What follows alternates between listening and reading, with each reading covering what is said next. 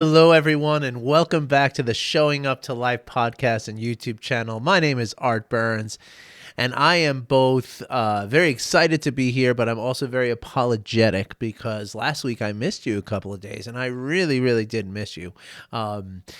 Let's see what happened. So I throughout COVID I have not done anything social at all, like nothing. I've stayed by the books. I've stayed in with my kids, and we've done the social distancing thing.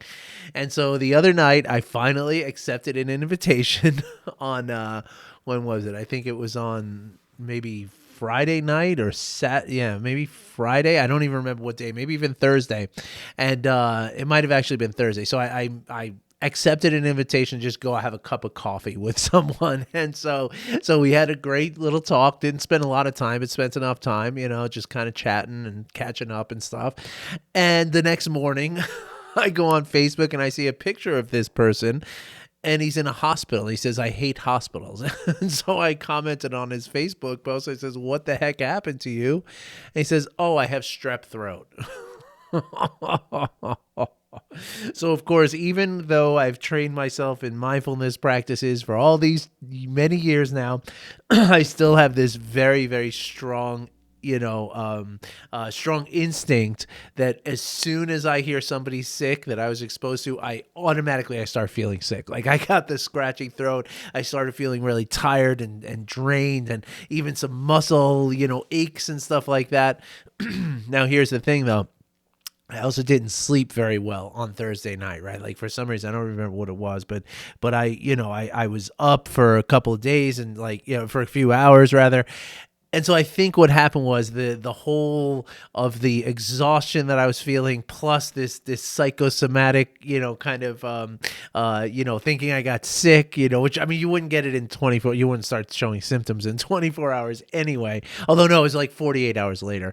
But anyway, I was just feeling really run down and really drained, and I just didn't feel well, so I didn't do my my podcast on Saturday, and then Sunday the day just got away from me, and I just didn't get to do it. And again, I was just really, really tired and drawn out and drained, and just not feeling well. So please accept my apology, everybody. I hope you can. Now, one thing that I want to let you know of right now, right here.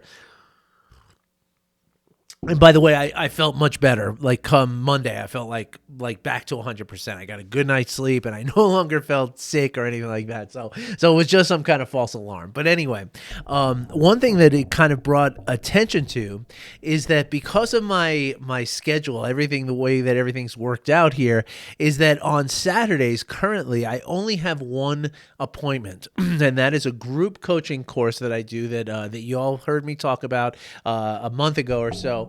Which is self-compassion and mindfulness. And so I realized that there's a couple of thoughts that have been kind of bouncing around in my mind recently. And I realized that they just kind of came together in a perfect unison to show me that, wow, this is a real high potential right here. So you're hearing about it first, okay?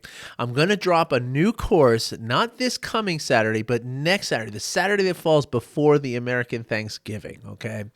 And the purpose of this course is going to be, sort of making sense of and developing the ability to manage what's going on in this world, okay? Because honestly, you look on social media, you look on the news, you look anywhere in the public realm, and there's things that just are, I look at it, I'm saying like, what the heck is the world doing?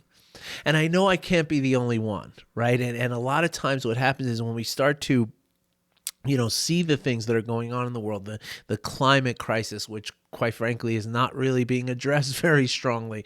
You see issues of inequality. You see the kids in the cages. You see, the extraction of oil and the oil spills that happen and the pipelines and the violence and all of the stuff that we see. And of course we see, videos of police brutality and we hear about, people in the world who are starving even while restaurants are throwing away food. Like it's really, really hard sometimes to live in this world.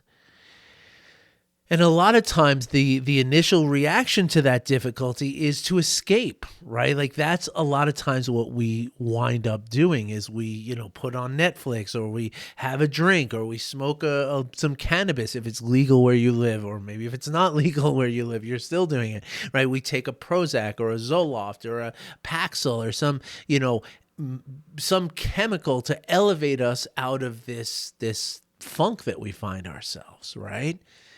In which we find ourselves. But what we realize is that it's the world around us that is really, really difficult to live with. And now again, the idea of escapism, of bypass, is the sort of go-to that a lot of people have. But what the problem is that when the Zoloft wears off, when the next morning when you're hungover, or when the cannabis starts wearing off, the news is still the news. The kids are still in cages. The police are still brutalizing other people. The rents are still so high that people can't afford to live in this country. And that doesn't change. And so therefore, trying to escape it is like trying to escape a shadow, your shadow, and you cannot do that. It will always be attached to you.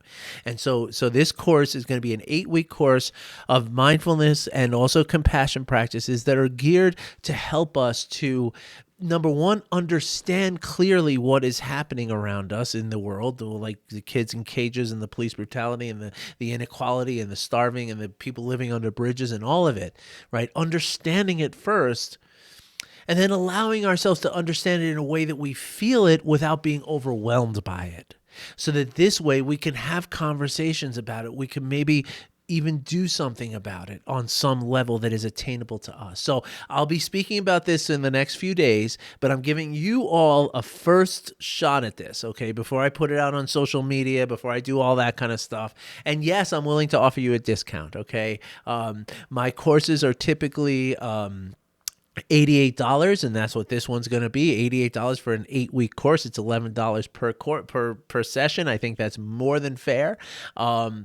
Given that some people pay me $100 for a session these days. So I think it's more than fair. And yes, we'll have an early bird discount. So if you sign up before next Monday, okay, so not, if you sign up in the next 5 days, I'm going to give you a discount. It's going to be $66 for you instead of $88, okay? So you heard it here first. I'm going to talk about this in the next few days, but once Monday comes around, the price will go up to full price. And I mean, you're still welcome to join. There's no limit of how many people. I mean, I can have up to 100 people in a Zoom meeting, so I'm sure we're going to be safe from that. And if we do reach 100, hey, that's a good problem. I'll open up another class, no problem. All right. So there it is. Okay.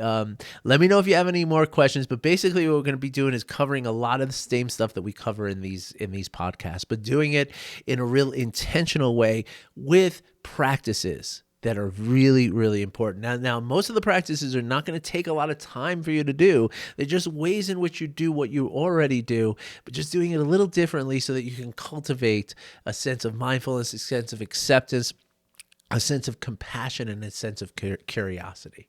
All right, and this is what I do. I've helped many, many people before, and I would love to help you on a more direct level. All right. All right, so what I wanted to talk about today, I'm going to try to make it kind of quick here because I've already taken up 9.5 minutes talking about this next course and what happened last week, so I apologize for that. But I've talked before in this podcast about and I'm putting on my glasses that look crooked because I do want to refer to some of my notes here. So my glasses are not as crooked as they look on this screen, I promise you that.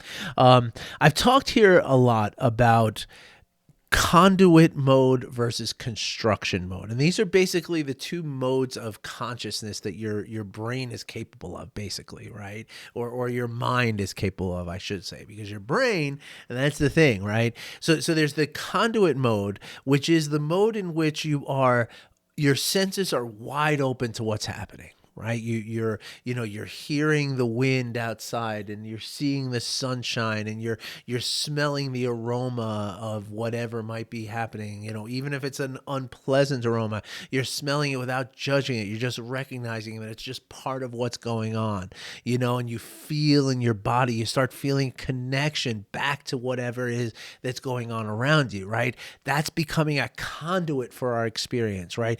Grounding ourselves, steeping ourselves into the experience that we're having, okay?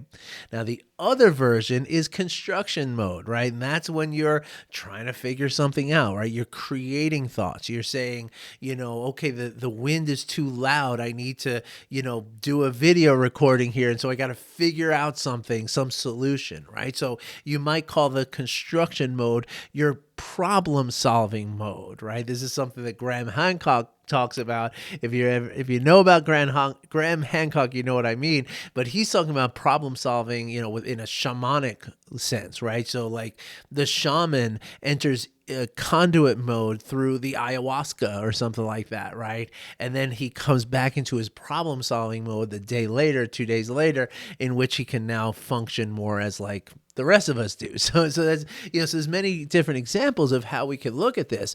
But I just wanted to take a moment today and talk about how important this is, right? And the reason why it's so important is because the brain, right, as an organ in our body, our brain is a predictive organ, right? Which means that it's always in construction mode, right? And it's also always not in the present moment, right? Your brain, what it's doing every moment of every day, even while you're dreaming, what your brain is doing is it's experiencing stimuli, right? Whether that's internal stimuli in the form of thoughts or physical sensations or emotions, or stimuli coming through your five senses, right?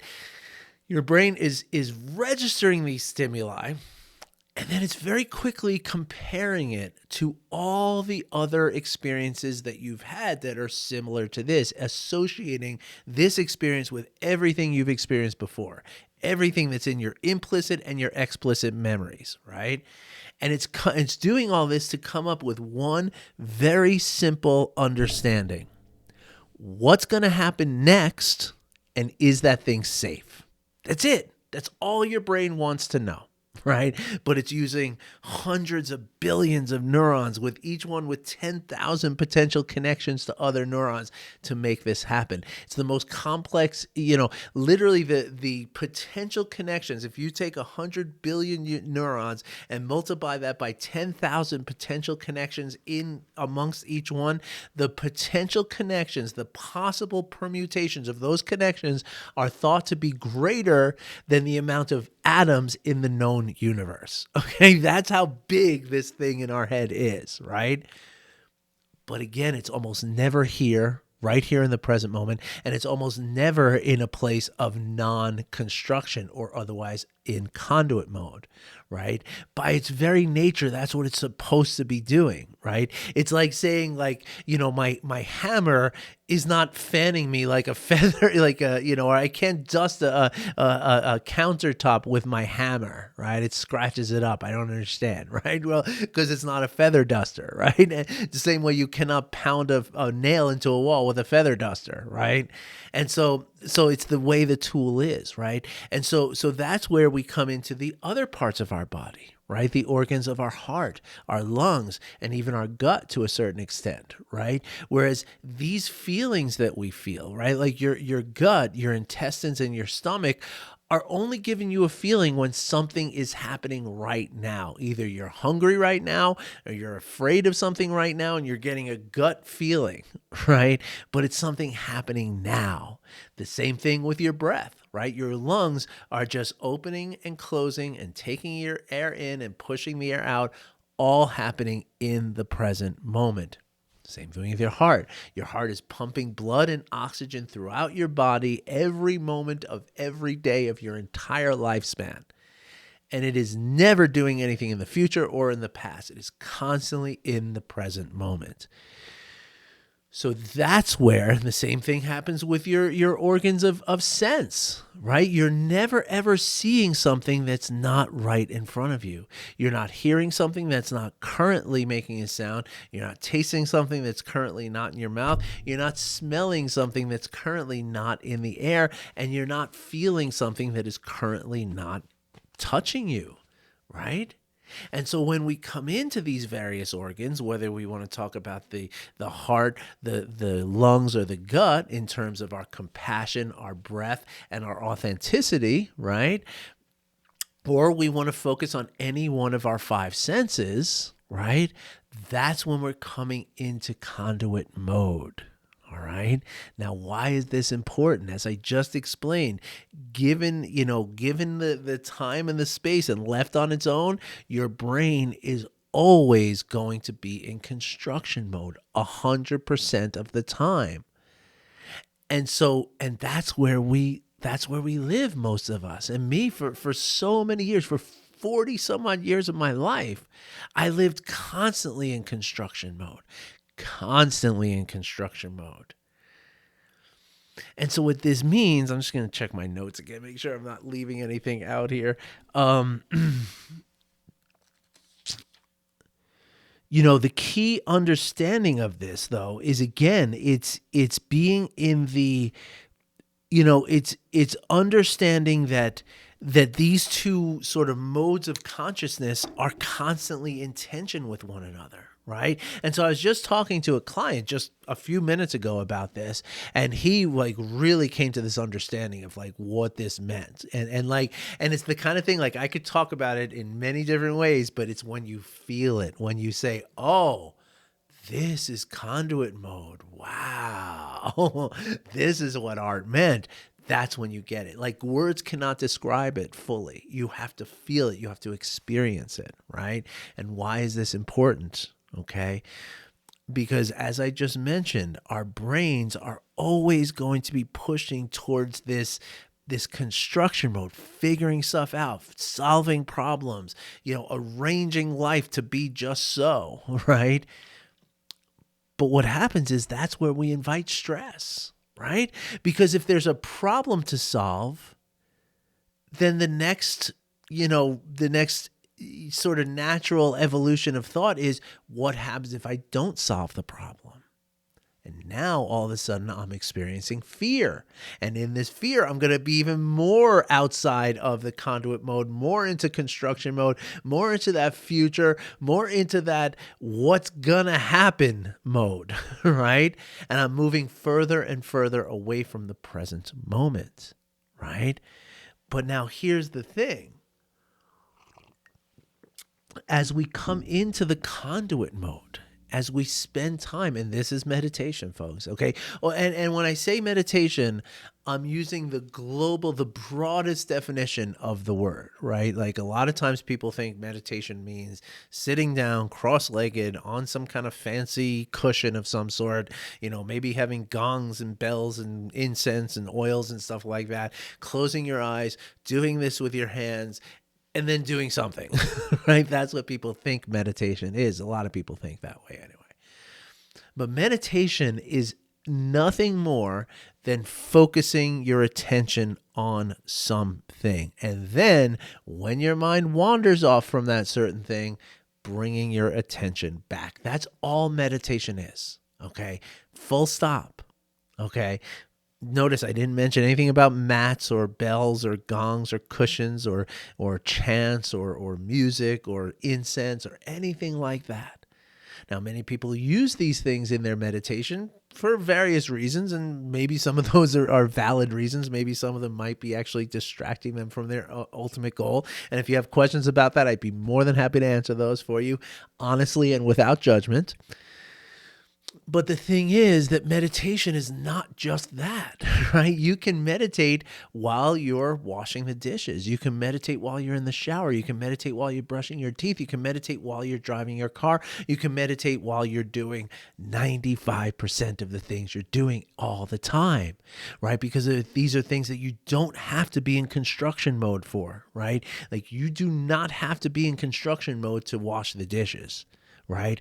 And what happens is because we practice being in construction mode so much, we stay in construction mode while we're washing the dishes. And what that looks like is one of two things generally. Either we have something playing for us, some entertainment, either like a YouTube video or a television show or a podcast. And if you're listening to me right now while you're washing your dishes, that's fine. It's not that that's a problem in and of itself, right? But the thing is that was an opportunity for you to come into conduit mode, right? To just listen to the water, to smell the soap, to feel the dishes coming clean in your hand, to have the reminiscence of the taste in your mouth of this beautiful dinner that you just ate, to watch the dishes go from very full in the sink to very empty in the sink, right? This was an opportunity for you to be in that conduit mode, to sense your breathing, to sense your body. What is your body feeling right now, right? And so again, I was talking to somebody just a few minutes ago about this. And this in and of itself is a sign of the construction mode. His question was like, okay, so is it a 50-50 balance? Is it an 80-20 balance? What's the balance that I need to be well and to be, balanced in my construction versus conduition mode, right?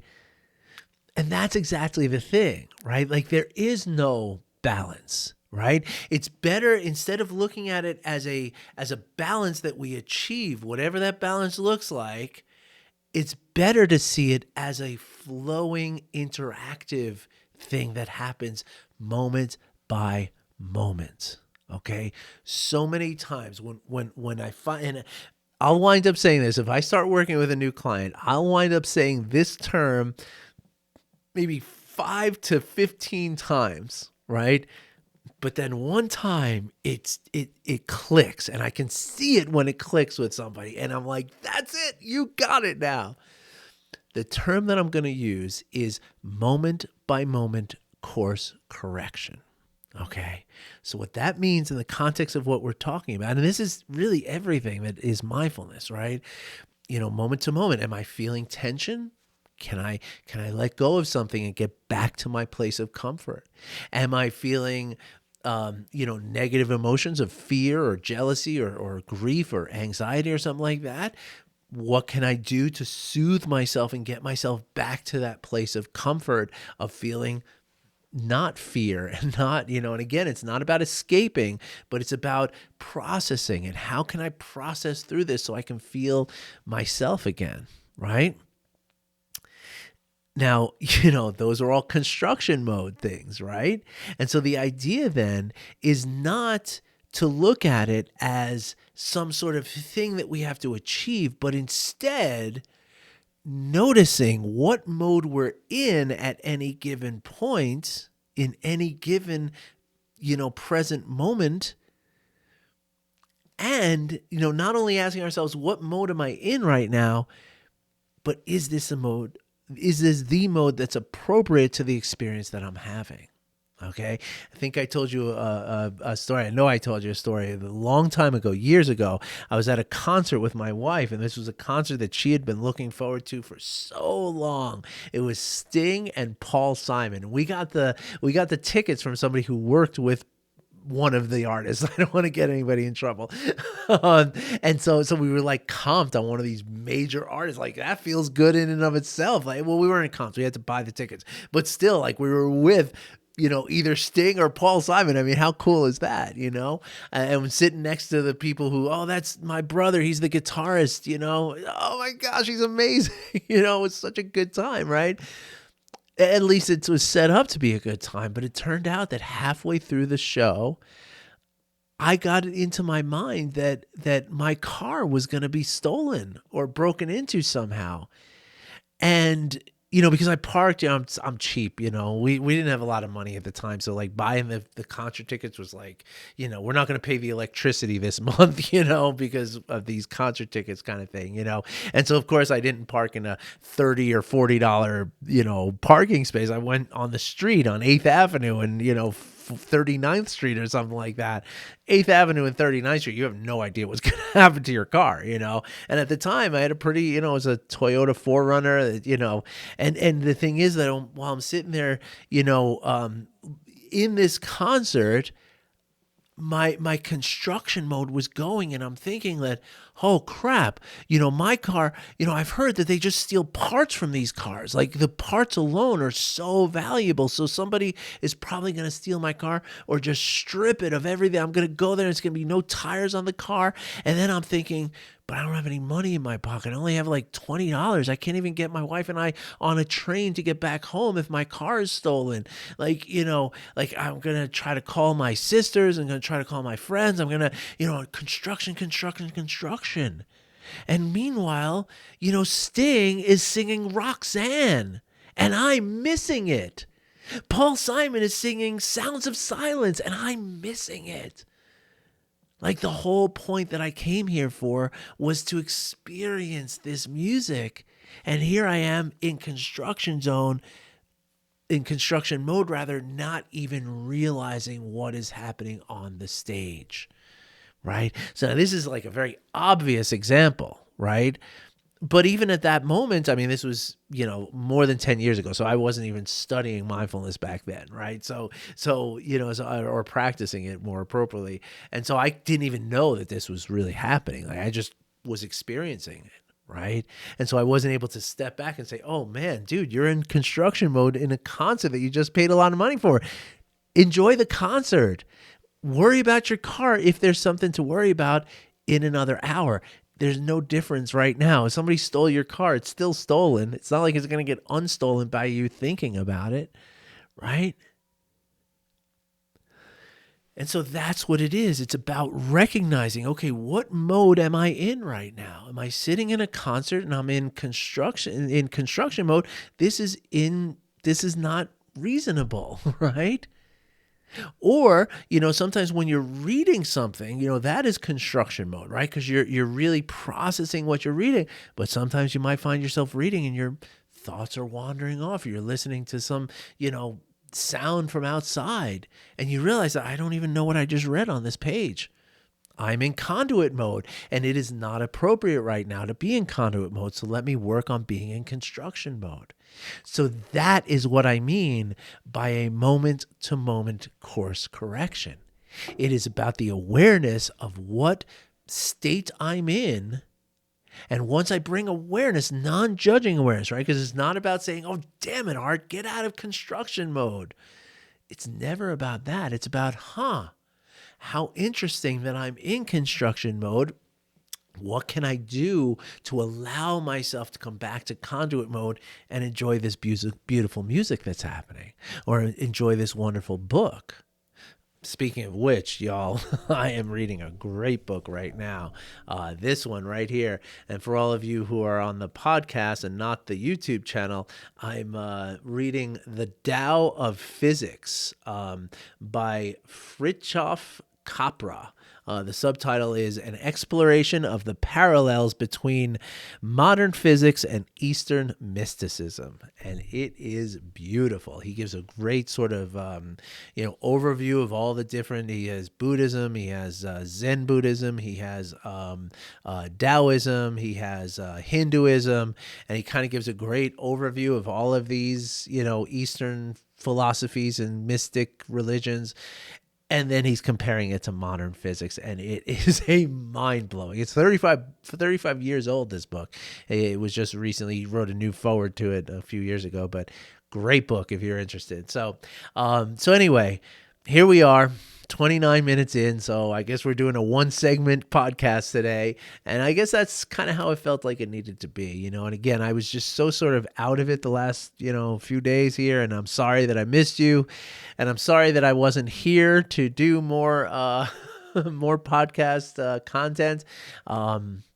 But it's funny. I also kind of realized that, when I'm going through these things, sometimes, it's like, oh gosh, I feel so guilty and so shameful that I'm not doing my podcast. Like I have people out there counting on me to do this, But then I realized that, again, that's the construction mode. So if I allow myself to come back into conduit mode, I realize that, this is the time where I'm healing, where I'm kind of, it's almost like a wave where I'm like retreating so that I can gain my power to then come back forward, right?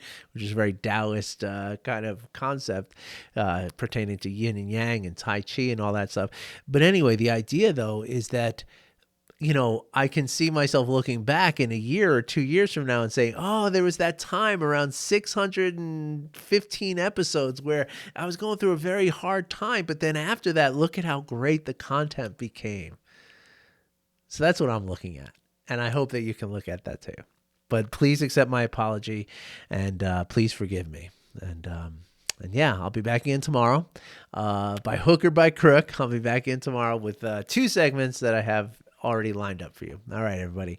Hope you have a great day. And don't forget this new course if you're interested in signing up. And look, if you want to get advantage of the early admission thing, the early bird special, go ahead and do it. But then you can, if you don't want to do the course in the end after you find out more about it, I can give you your money back, or I can give you credit towards a different course that I do later on. So it's all good. So if you're interested, send me a message now. Between today and tomorrow, I hope to set up a little page about this with some more information and a link which you can use to register and pay. All right. So yeah, I'm going to work on that this afternoon. So hopefully I get that ready, and you'll see it in the email. All right, everybody. Thanks a lot. And thanks again. I wish you well. And I'll be back again soon. Take care.